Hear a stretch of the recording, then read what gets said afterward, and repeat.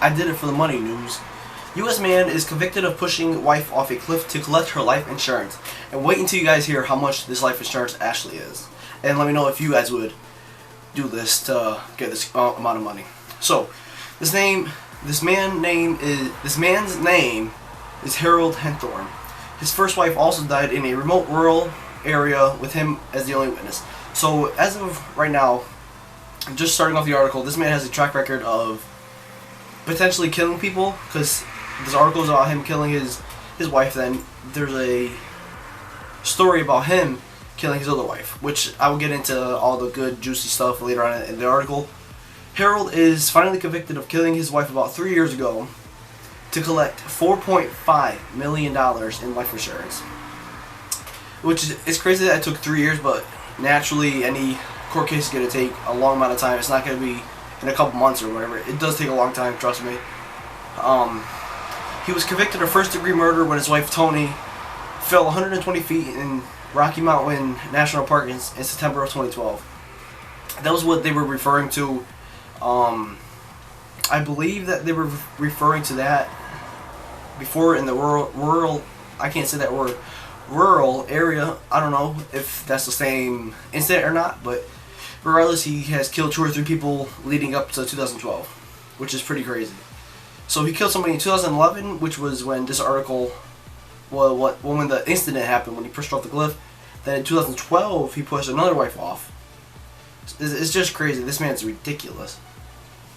The U.S. Attorney's Office said in a statement, quote, "Jurors also heard prosecutors during a trial in Denver that Henthorne also killed his first wife 20 years ago, but has not been charged for that crime." So right now he's committed 3 murders, but he's only been charged for 2 of them. I don't know how this man is not in prison after the first 2, or even the first one. I don't know how he didn't get charged with murder on the first one. They don't go into detail like the other ones saying how or why he committed the murder, but I'm assuming once again it was for money since the second and the third were. Well, actually, they don't say in the one that happened in 2012 why he did it. It just said that he pushed her off the cliff. Ironically, he pushed two of his wives off the cliff. The one to collect the $4.5 million, and the one in 2012. But they don't give a reason for the one in 2012 at all. Harold is 59 years old, and he is facing mandatory life in prison, which he should. He should have been facing that since the first time he killed somebody. Life in prison without the possibility of parole after he was convicted December 8th, and I'm assuming it was in 2014, since December hasn't happened yet in 2015. So when police got a search warrant for the national park, where his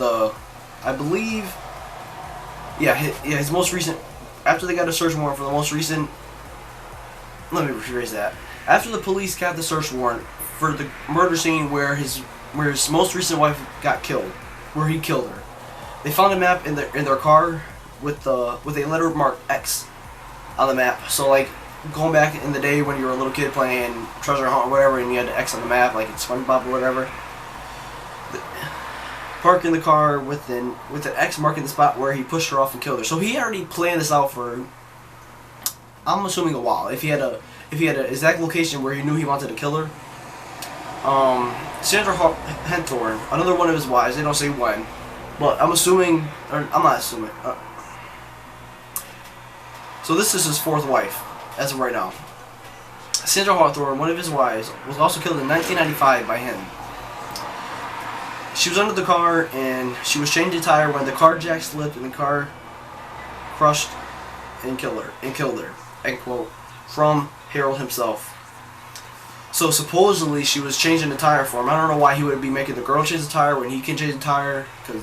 And why would he want her under the car? Just to maybe kick out the jack to kill her again. And as you guys probably already know, Sandra's death was for money, of course. So he got, well, Sandra's death was ruled an accident at the time. But then Harold collected $496,000 life insurance policy from her, which is pretty crazy. So all of his murders to date is for some lump sum of money, except for the one that happened in 2012. They don't say that why in the article. But he had no job or source of income for the past 15 years leading up to his arrest. So he was just going on a man killing spree, not really getting in trouble for it until now. So 15 years he was killing these women, his wives, for money. And he also got in trouble on a plane because he was considered a endangerment for some reason on a flight, because he was carrying around a combined $1.5 million between all of his bank accounts. But they don't say what happened after that. But yeah, so this man has a record of killing at least 4 women for a lot of money. So between the 4.5 million, the other million, so that's 5.5 million,